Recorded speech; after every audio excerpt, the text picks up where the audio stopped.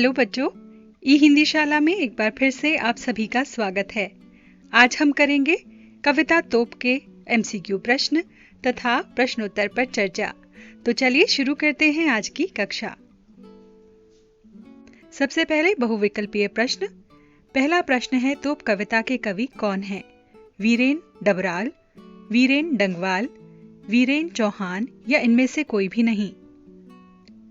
चलिए उत्तर का मिलान कीजिए। वीरेन डंगवाल।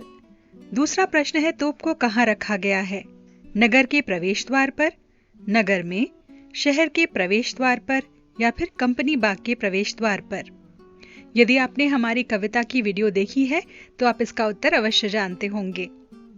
उत्तर है कंपनी बाग के प्रवेश द्वार पर। तीसरा प्रश्न, तोप कंपनी बाग के प्रवेश द्वार पर क्यों रखी गई है? पुरखों की भूल को याद सदा रखने के लिए, फोटो खिंचवाने के लिए, बाग की सुंदरता को बढ़ाने के लिए या फिर सैलानियों के लिए? किस लिए रखी गई है? ध्यान से सोचिए। बिल्कुल ठीक पहचाना आपने। पुरखों की भूल को सदा याद रखने के लिए इसे वहां रखा गया है। अगला प्रश्न है, विरासत में मिली हुई वस्तुओं की संभाल क्यों की जाती है? हमें अपने पूर्वजों की याद दिलाती हैं, हमारे पूर्वजों का आशीर्वाद होती हैं, परंपराओं और इतिहास के बारे में बताती हैं या फिर उपरोक्त सभी? ध्यान से सोचिए कि ऐसी चीजें जो आपको पूर्वजों से मिली हों आप क्यों संभाल कर रखते हैं? उत्तर है उपरोक्त सभी। अगला प्रश्न, तोप को वर्ष में 2 बार किन अवसरों पर चमकाया जाता है? 2 अक्टूबर और 21 दिसंबर को, या फिर 14 नवंबर और 31 अक्टूबर को, 26 जनवरी और 15 अगस्त को? उपरोक्त में से कोई भी नहीं। ध्यान से सोचिए, किन अवसरों पर तोपों की सलामी दी जाती है? उत्तर आप अवश्य जानते होंगे, नीचे कमेंट बॉक्स में अवश्य लिख दीजिएगा। चलिए उत्तर से मिलान कीजिए। 26 जनवरी और 15 अगस्त के दिन पर। अगला प्रश्न, बाग में रखी हुई तोप हमें क्या सीख देती है?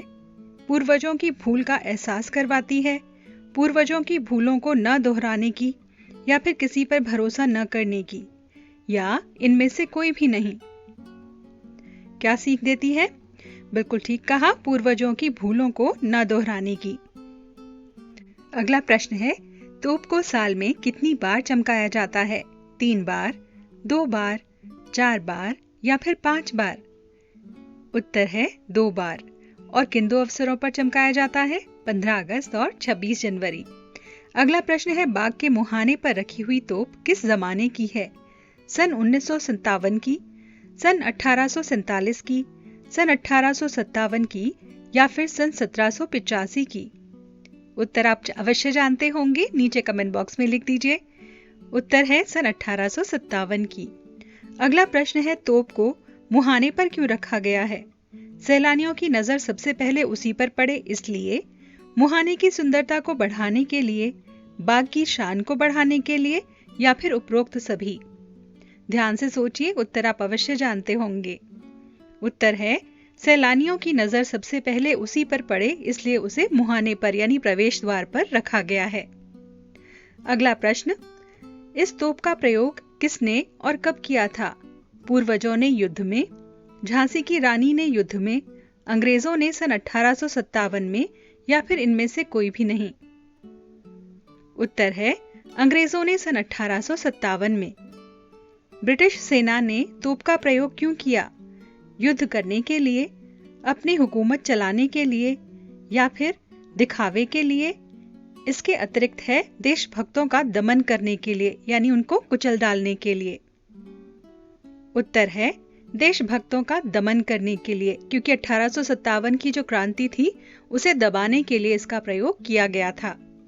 अगला प्रश्न है, कंपनी बाग में आए हुए लड़के तोप पर बैठकर अब क्या करते हैं?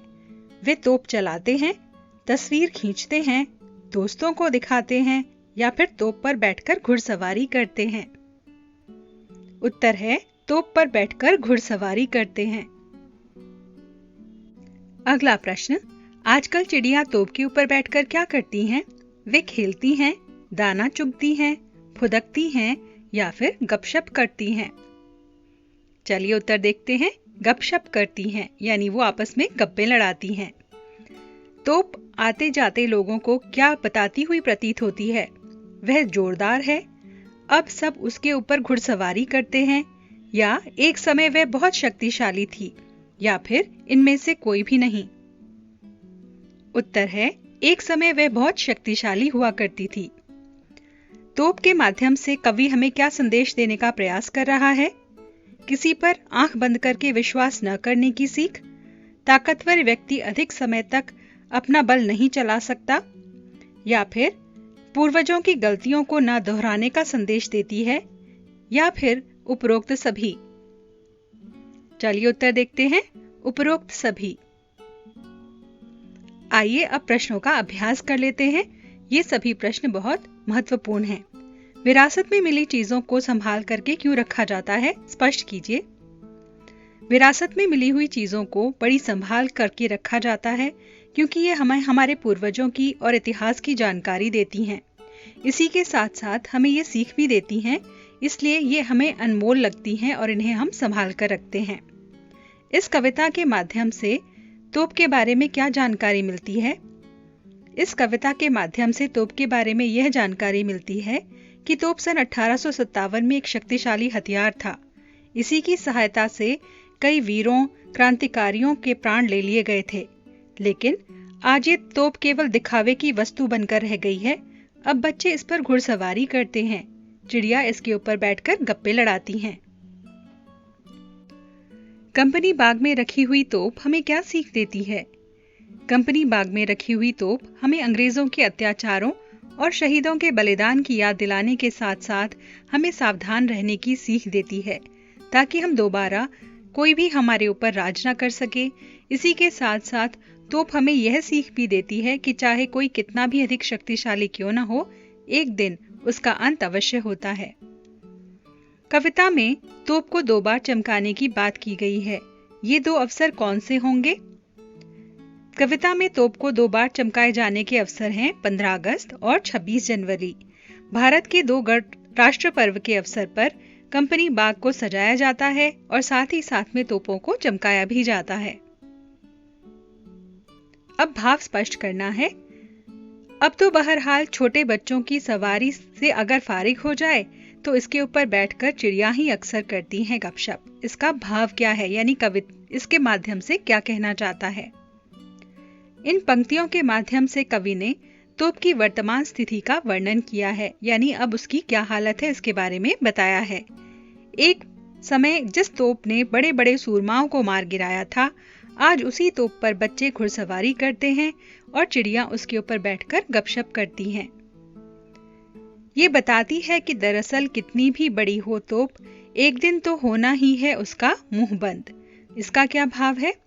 इसका भाव है, कवि ने इन पंक्तियों के माध्यम से हमें यह बताने का प्रयास किया है कि कोई भी कितना भी शक्तिशाली क्यों ना हो, क्रूर क्यों ना हो, एक दिन वह शांत हो ही जाता है। जैसे कि कंपनी बाग में रखी हुई तोप, आजकल वह किसी का कुछ भी नहीं बिगाड़ सकती। उड़ा दिए थे मैंने अच्छे अच्छे सूरमाओं के धज्जे। इन पंक्तियों का क्या भाव है? इन पंक्तियों में तोप अपनी प्रशंसा स्वयं कर रही है कि सन 1857 में उससे अधिक शक्तिशाली और कोई नहीं था। उसने कई देशभक्तों, क्रांतिकारियों और वीरों को मार गिराया था, उनके परकच्चे उड़ा दिए थे। तो बच्चों, ये तो थे इस कविता के प्रश्नोत्तर, एमसीक्यू इत्यादि। आशा है कि आपको सभी समझ में आ गए होंगे। यदि आप एमसीक्यू भी ध्यान से कर सकेंगे तो आप सभी बड़े प्रश्नों के उत्तर भी दे पाएंगे। एक नई वीडियो के साथ शीघ्र ही आपसे फिर से मुलाकात होगी। तब तक के लिए आपसे विदा चाहते हैं। विदा।